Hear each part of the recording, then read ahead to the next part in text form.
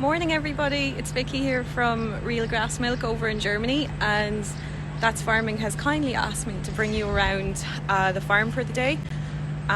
So it's about 30 degrees here in Reeds at one of our pig farms, all there. So yeah, I hope you enjoyed today. So just a bit about us. There was an article on That's Farming on Monday, which we had a great response to, so thanks to everyone that was reading it.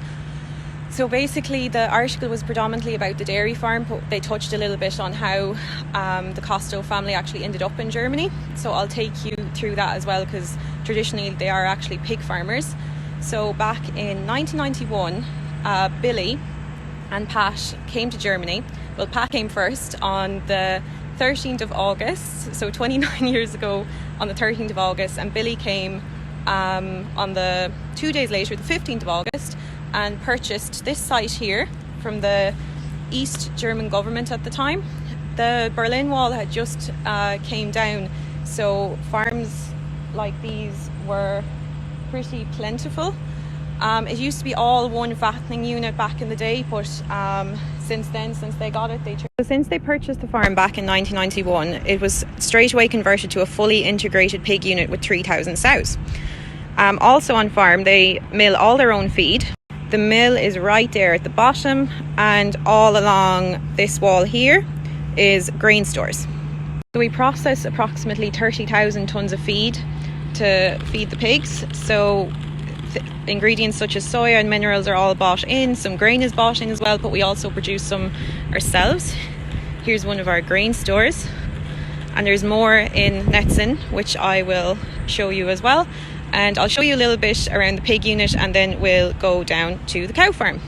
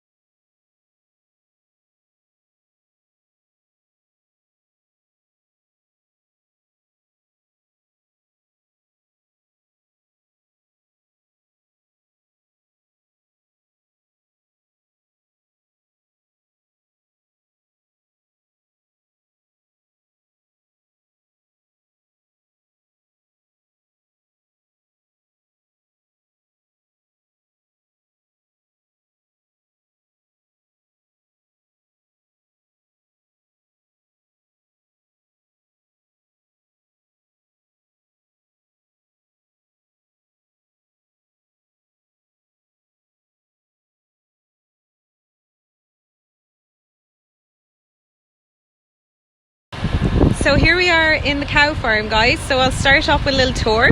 Here is our biogas plant.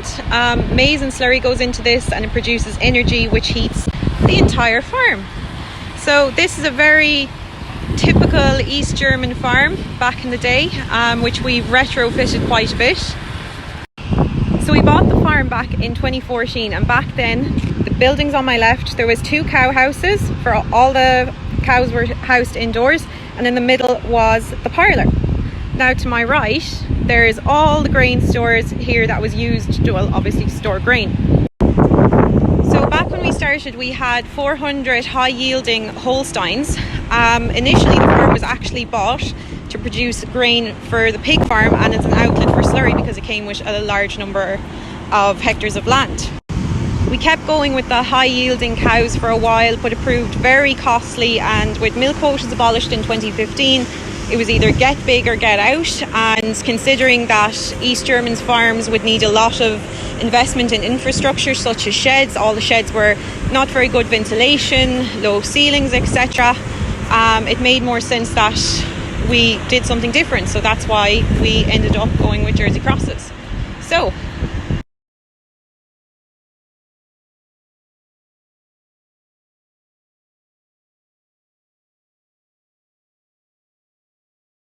just while I'm here, I'll walk you through our calf shed.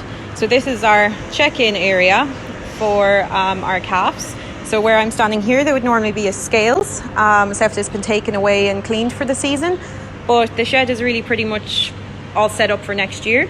So here we have all our paperwork, halicore, tagging, all of this would happen here. Disinfection station. So This was originally cow cubicles. So instead of trying to build a massive calf house, we converted our existing shed into this. The shed can handle about 440 calves. So each pen would be deep bedded in wood chip and some straw at the back, and each pen would have 10 calves. They're grouped straight away and they're sexed straight away. So only heifer calves would be in this shed. We have an identical shed for bulls, and it's the exact same system. Each pen would have your whiteboard if you need to write any information, a chain for a heat lamp, straw available, fresh water, and here there would be a 10 teat milk bar, and this is the exact same for all of these. And we also operate an all-in, all-out system, so once one half of the shed is filled, then all the calves can leave. This just stops any cross-contamination or bad bacteria being thrown up into the air to cause sickness for other calves. Then once all the shed is empty, you can move all these panels, push them all up so that a loader can come in and clean it out all at once.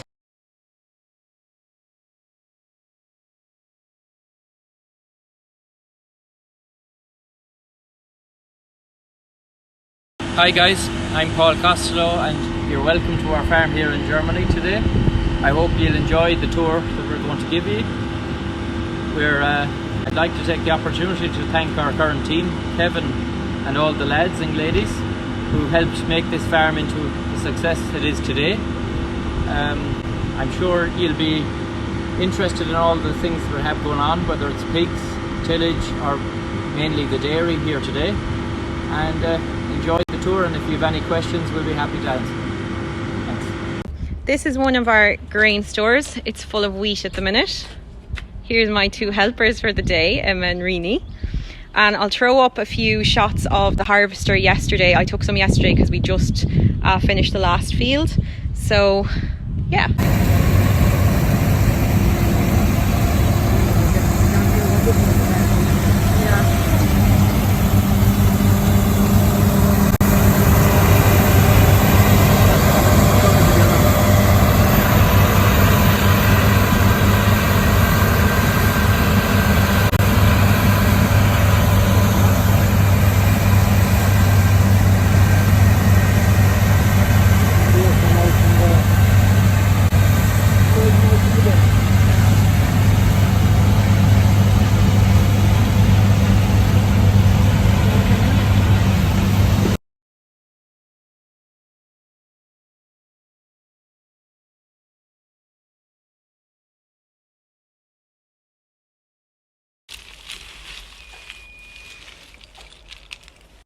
So now we're going to be doing a grass walk soon, so I can take you out onto the dairy platform. So now here we are in a paddock with the last of our calves. These are going off to France soon.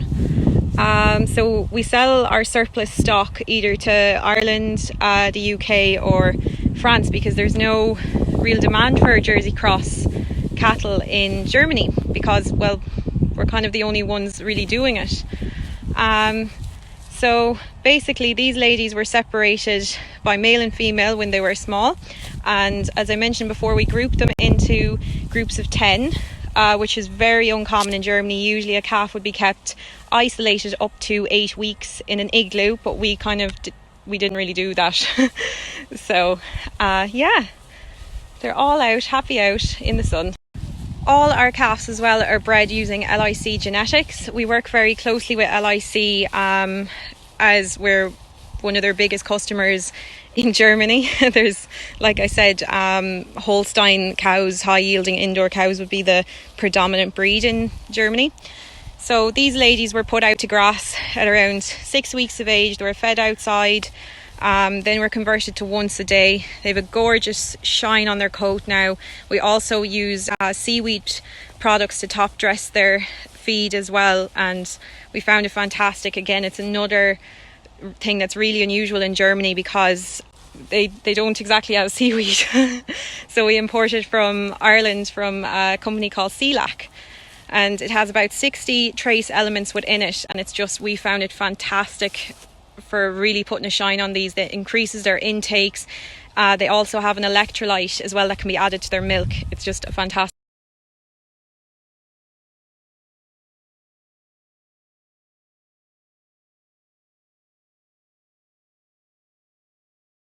Now we're out in one of our fields and Connor is there doing the grass walk.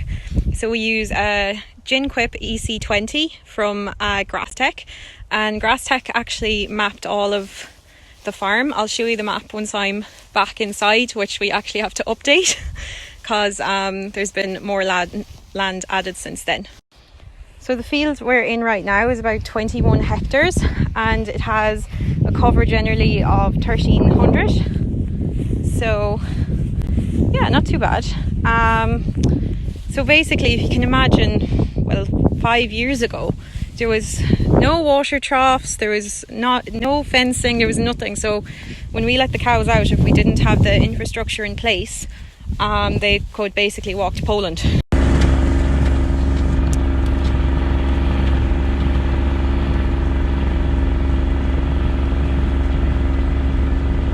The troughs we use on the farm are by Murphy Concrete and they're 550 gallons bottom fill.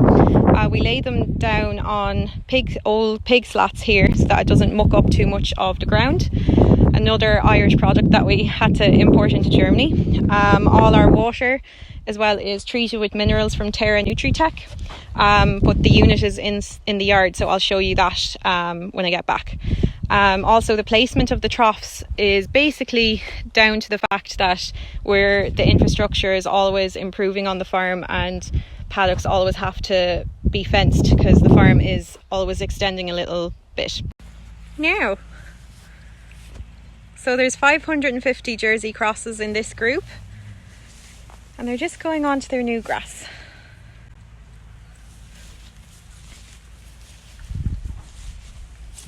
Like I said before, we use LIC genetics, and the reason why we switched originally from the Holstein to the Jersey Cross was essentially the Jersey Cross is just well able to cope with the weather, convert the grass, get into calf, and has huge amounts of health benefits versus the Holstein. Just for us, there was no comparison.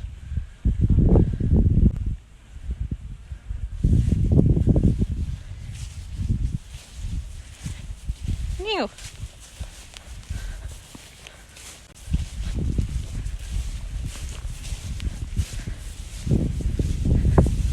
And my helper is here again.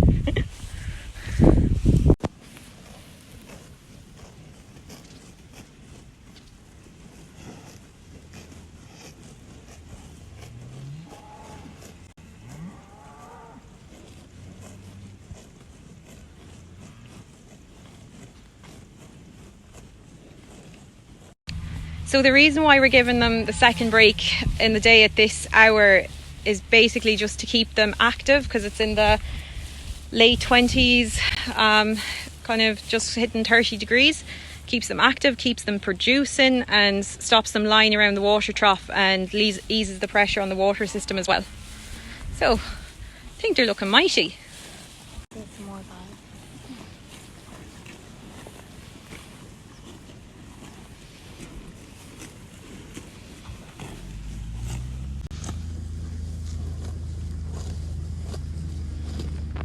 Name a better site. I'll wait. So we're just going up now to the office in our parlour.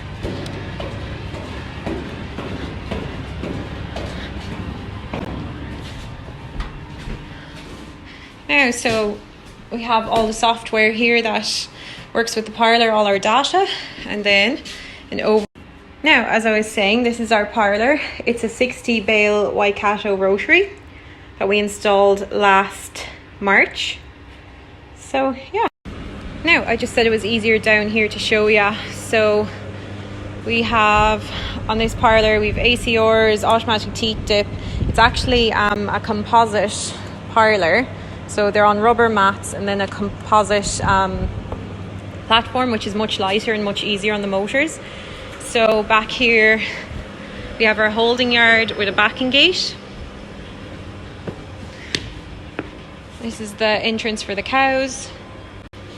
Over here we have a veterinary platform that falls down, so it's so handy when we have to AI or dose or anything like that. It's a really good piece of kit and a huge labour saver for us. Now for a herd this size, we generally have 2 cups on, every milking. We milk the cows twice a day, but it would be 5 o'clock Irish time if I was showing you then. But just when we're talking about parlours, hi Emma. And just while we're talking about parlours, we went through quite a few parlours actually. We went through a double 16 Westphalia, which came originally with the farm, which you can see it was in this building over here. Then to speed things up, we put a 12 unit Dairy Master swing over, but of course we continued to grow and we outgrew that as well. And then we had portable mobile parlour with a double 24 unit, I believe it was, which again we grew out very quickly to what you see, the 60 unit rotary that's we have now. Sorry, I should have mentioned as well that where we put the parlour was actually one of our grain stores, so we didn't build a new building for it, we just retrofitted what we had again. Now, I mentioned this when I was out in the field in our water troughs, that we pump minerals throughout all our water system.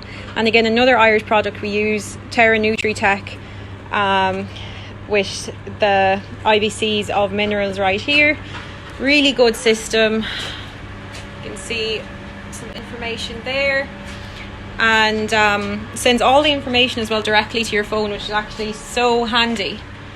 And will tell you leaks or anything, so super system. Now, what we have right here is some of the paddocks that we outwinter our cows in. So you can see all the stacks of bales there. So we dry off the cows in middle of December, and until calving time they're on fields exactly like this. They're pure sand fields, and with the climate it just works perfectly for outwintering the cows. The reason why we do bales is they're handy out to feed, and they act as a wind shelter as well for the cows if they need it. Now, just in time for the first herd coming into milking.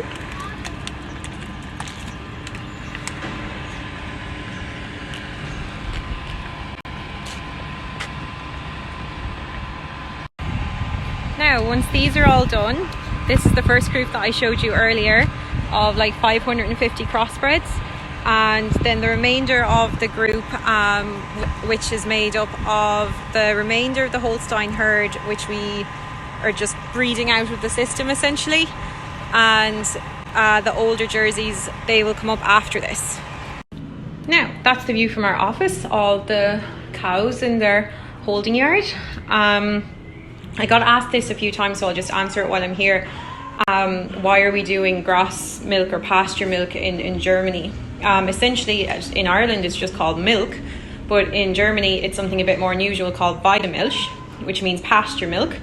And currently, there's actually none really on the market.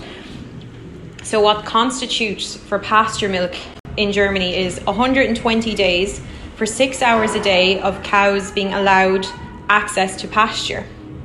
So essentially we are doing 365 days outside, and we're producing grass on a seasonal basis, just like Ireland. We calf in February and we dry off in December.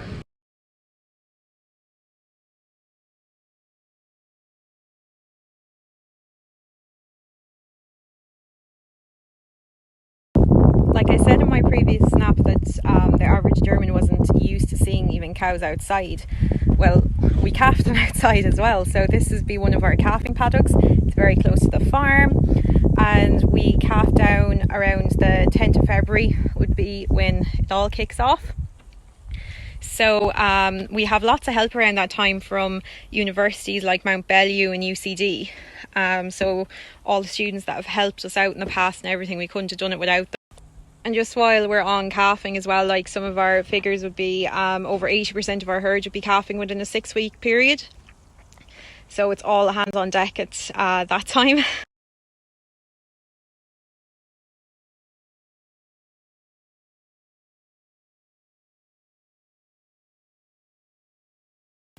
I just had to share this delivery with you all as well from Gallagher, wolf fencing. So we have a problem with wolves in Germany. Thank God it's not been something that's actually happened on our farm. But it's a concern for farms because they're a protected animal within Germany. You can't do anything against defending your herd.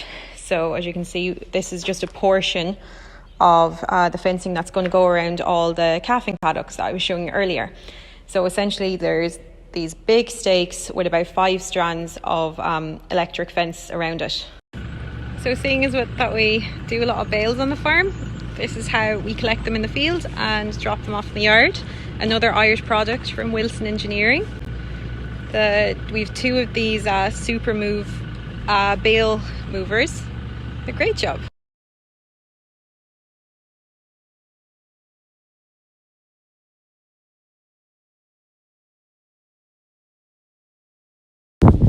So this is the second half of our herd out here.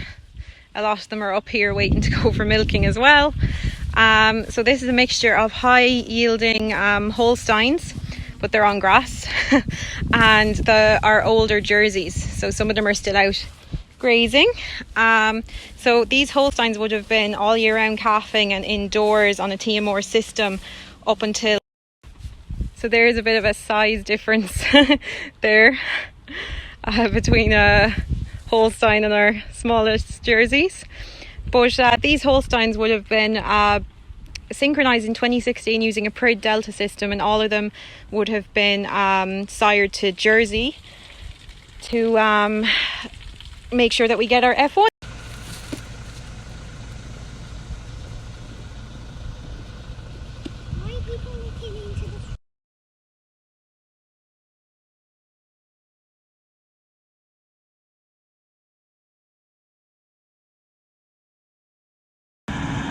So here's our tractor and tanker. We're injecting slurry at the minute. We find this a really good way actually on the drier ground because it puts in that little bit more moisture. So he's just filling up now.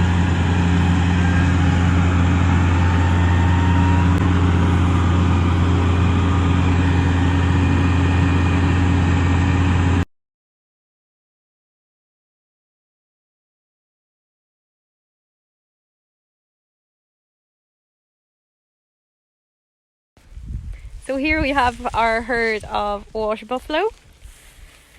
These all live on the nature reserve area of our farm. We have about 100 hectares of it, of wet land that you can't really put machinery on it to cut it or anything. So we put these ladies on it. They're very docile and they're very healthy. Nothing seems to knock them at all, and they're pretty low maintenance. Just keep feed in front of them and they'll always make these little wallow holes here for themselves, so you can't help that.